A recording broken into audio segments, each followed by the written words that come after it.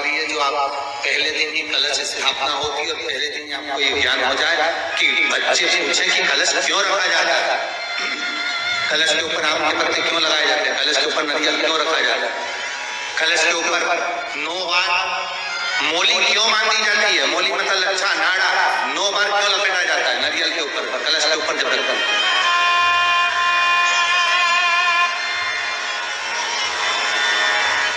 कलश के ऊपर जब जब श्रीफल रखाता है, नारियल रखाता है, तो उस पर 5 बार 7 बार मोली नहीं लपेटी जाएगी, तो 9 ही बार लपेटी जाएगी। 5 या 7 बार लपेटते हैं तो कहते हैं कि लक्ष्मी की क्षणता होती है, और वो 9 बार लपेटी जाती है तो भरपूर लक्ष्मी का भंडार भरती है। क्यों क्यों कहते हैं उसे? भगवान कुंभ का निर्माण कर रहे हैं, भगवान कलश का निर्माण कर रहे हैं, और भगवान स्वयं ब्रह्मदेव कर रहे हैं कि आप ऐसा निर्माण कर दो जिसमें 33 कोटि देवता स्वतः विराजमान हो जाए। तो भगवान ने उस कलश का निर्माण कर दिया। अब कलश का निर्माण करा तो स्वयं भगवान ब्रह्मदेव बोले, प्रभु इस कलश के अंदर मेरा स्थान कहाँ है, मेरा स्थान कहाँ है?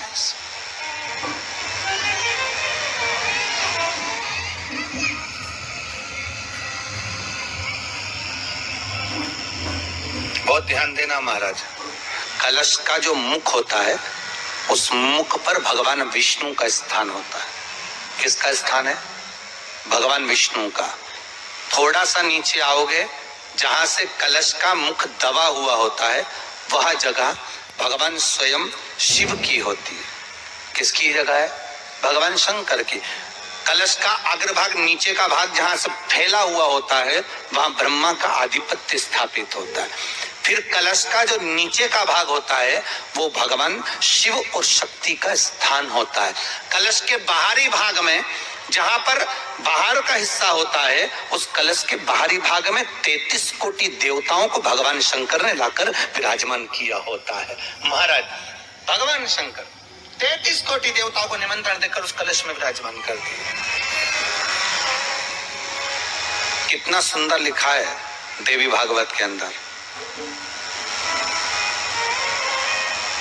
कि जहां कलश की स्थापना होती है उस जगह पर किसी देवताओं को बुलाने की जरूरत नहीं होती। 33 कोटि देवता उस जगह पर स्वतः विराजमान हो जाते हैं। स्वयं 33 कोटि देवता स्वयं वहां विराजमान।